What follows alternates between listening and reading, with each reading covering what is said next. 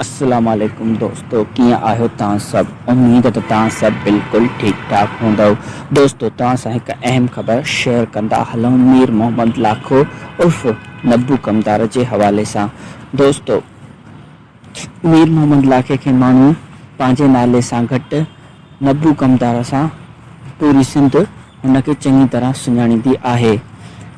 इलाहिनि माण्हुनि खे हुनजे असली नाले जी भी ख़बर न आहे त हुननि जो असली नालो छा आहे, पर नब्बू कमदार सां हुनखे पूरी सिंध सुञाणींदी आहे।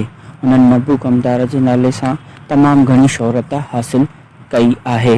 दोस्तों, सोशल मीडिया ते हली रहियो आहे त मीर मोहम्मद लाखो हाणे हिन फ़ानी दुनिया मां लाॾाणो करे वियो आहे।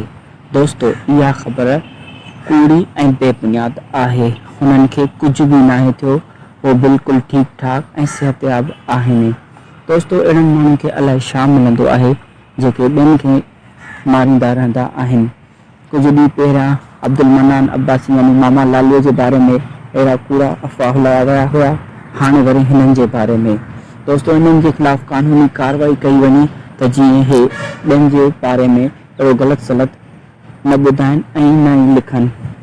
जेसिताईं हिननि सां कानूनी कार्रवाई न थींदी त हीअ अॻिते अलाए कंहिंखे मारींदा रहंदा।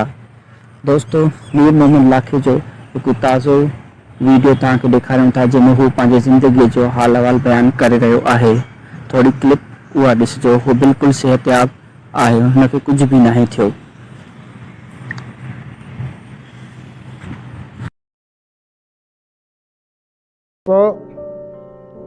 मीर मोहम्मद लाखो उर्फ़ नब्बू कमदार जेको थिए वेठो आहे, उहो अॼु तव्हांखे पंहिंजी ज़िंदगीअ जो पूरो दास्तान ॿुधाईंदो त किथां शुरू थियुसि, कहिड़े सन में ॼायसि। पर हाणे हिकिड़ी ॻाल्हि ॿुधाए छॾियां अॻु वाट तव्हांखे त उन वक़्त में सन असांखे यादि कोन्हे, जा कहिड़ी तारीख़ ते ॼावल आहे। अॼुकल्ह लिखंदा बि आहिनि जा सालगिराह मल्हाईंदा आहिनि, पर उन वक़्त में कोन हूंदो हुयो। पर हा, मूंखे इहो यादि आहे त आउं थोरो वॾो आहियां, हेतिरो आहियां, 5-8 साल थींदुसि त